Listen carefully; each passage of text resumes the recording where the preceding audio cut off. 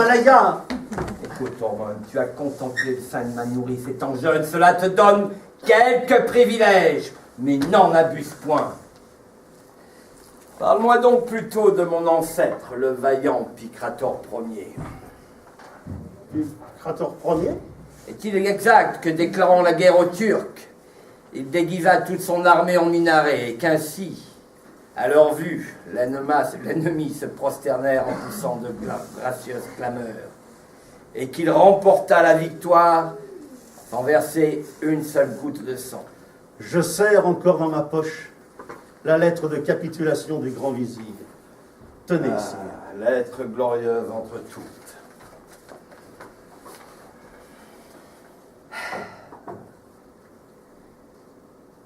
Je sais.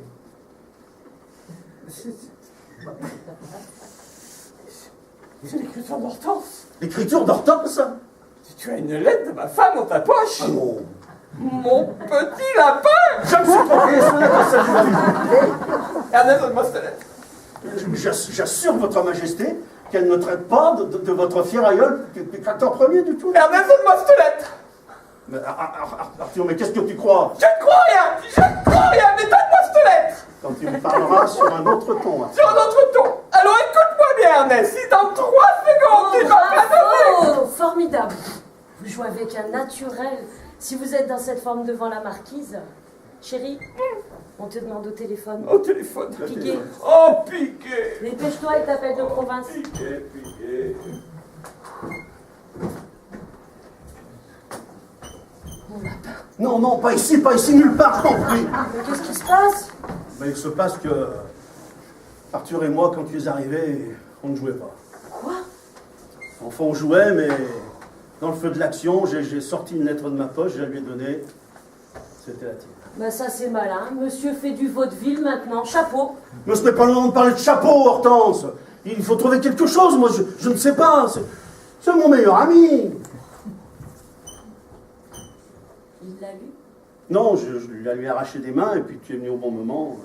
Oh, mais mon lapin, si... Ah, mais arrête de tout le temps m'appeler mon lapin. De quoi j'ai l'air à la fin? Lapin. Excuse-moi, mon canard. Je comprends. Je suis anéanti. C'est mon meilleur ami. Mon meilleur ami. Oui. Mon meilleur Oui. ami. Mais vous êtes tous les mêmes. Hein. Aucune imagination. Vous ne vivez qu'en vase clos. Vous ne prenez les femmes que de votre circonscription. Si j'avais habité Levallois, jamais tu ne m'aurais aimé. Hein, évidemment, la femme de son meilleur ami. C'est pratique, il n'y a qu'à se baisser. Pourtant. Oh, j'ai une idée. Nous allons noyer le poisson. Noyer le poisson. Oui, c'est très simple. Quand Arthur va revenir, tu reprendras au moment où je vous ai interrompu, comme si de rien n'était. Okay? Tu ressortiras ta lettre et tu insisteras pour qu'il la lise. Mais Hortense! Quand il la lira, tu lui avoueras que c'est une farce que nous lui avons montée tous les deux pour lui apprendre comment il faut jouer au naturel. Ok? Puis tu m'appelleras à grands cris, et moi, arrivant sur le champ, plié en deux, Arthur, si tu voyais ta tête! Oh non, mais impayable! Mais faut-il que tu sois naïf, Arthur? Et toi, Hortense, t'assures, tu me donnes le frisson. Ça me rappelle quand j'étais à la guerre. Une femme qui aime Ernest, c'est une armée en marche. Oui, bien sûr, mais... Mais quoi? Eh ben, tu ne te souviens peut-être plus de ce que tu as écrit sur la lettre, mais tu dis de ces choses. Mais parfait, je vais même en rajouter. Hortense! Nous n'avons pas de temps à perdre. Heureusement que c'est Piguet qui téléphone et qu'à chaque fois il raconte sa vie. Tu as ton stylo? Oui. Donne-moi la lettre et le stylo.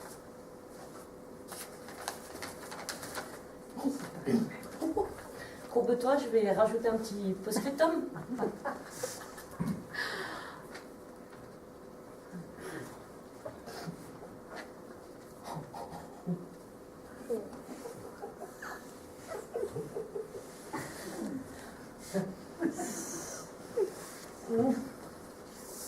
Ah bon? Qu'est-ce que tu as écrit? Oh, de ces cochons. Hortense! Oh, écoute, ça lui donnera peut-être des idées. Et toi, Hortense, je t'assure, tu me donnes le frisson. Oh, le frisson, gros peuplier. Non, pas ici. Mais tu es folle, non? Oh, Et puis, faut que je te confie un secret. un secret? Un secret.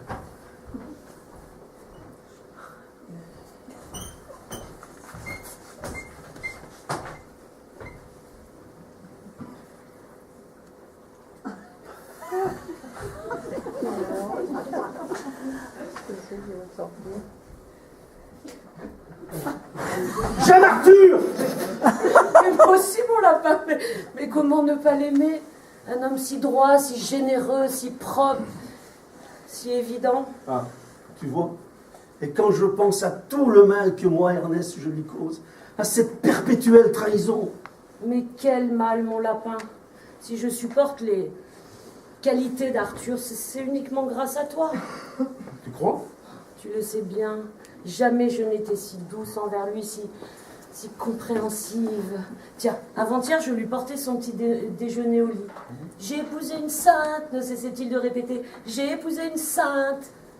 Nous avions les larmes aux yeux, tous les deux. Ne t'y trompe pas, mon lapin. Arthur nage dans la joie. De nous trois, c'est lui le roi. C'est le cas de le dire. Il ignore toutes nos difficultés, de ces courts instants de bonheur arrachés à quel prix. Ça, oui, à quel prix?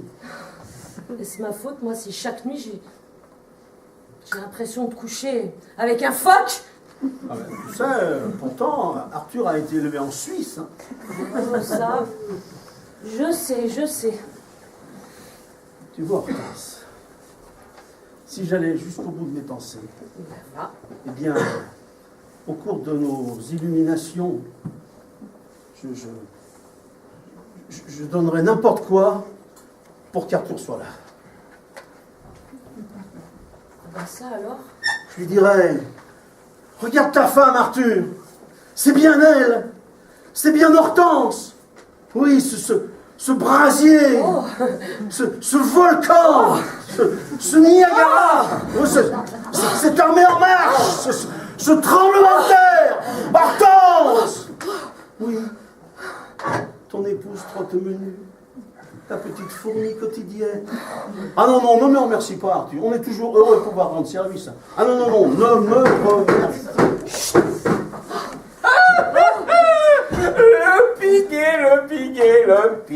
Le piguet. Il raconte toujours sa vie. Et comme il ne sait pas mentir, c'est à chaque fois la même chose. Mais tu pouvais pas l'expédier? Oh, ça m'a coupé l'inspiration. Nous en étions où? Eh ben, tu sais, la lettre du grand vizir. Oh, la lettre du grand vizir. Une trouvaille. Cette lettre du grand vizir, je remonte sur le trône. Bon, bah, moi, je vous laisse à vos divertissements. Hein. J'ai mes endives qui sont au four. Oh, Majesté. oh. Excellence. Non, attends, t'en vas pas, j'ai une idée. Toi aussi? Quoi, moi aussi? Voilà, j'ai rien dit. Hortense pourrait jouer avec nous, tu as vu, elle fait magnifiquement bien la révérence. Non, je n'ai jamais joué. T'as jamais joué, moi je suis sûr pour les rôles comiques. Mais pourquoi comique? Tu trouves pas, Ernest, que c'est une bonne idée? À nous deux, on s'en nourrit pas assez, ça finit par être un peu monotone. Évidemment, à trois, ça risque de devenir beaucoup plus drôle. Hortense pourra faire la reine. Oh oui, la reine. Oh oui, la reine. Qu'on m'apporte la tête d'hormone sur un plat. Je mettrai ma robe à côté. Ça me paraît excellent. Ce qu'il faut, c'est juste imaginer une petite trame sur laquelle nous pourrions broder. C'est ça, oui, un peu de broderie. Parce que... Ben c'est ça. Je suis la reine. Je suis la reine et je brigue le trône. Tous les moyens pour y parvenir me sont bons. Comme de m'assurer la complicité de ce vieillard en n'hésitant pas à coucher avec lui. Ah non, pas ça. Ah non. Par exemple, ça me paraît excellent. C'est facile à interpréter, je surcroît. Tous les deux, vous complotez contre moi. Nous nous entretenons des affaires de l'État.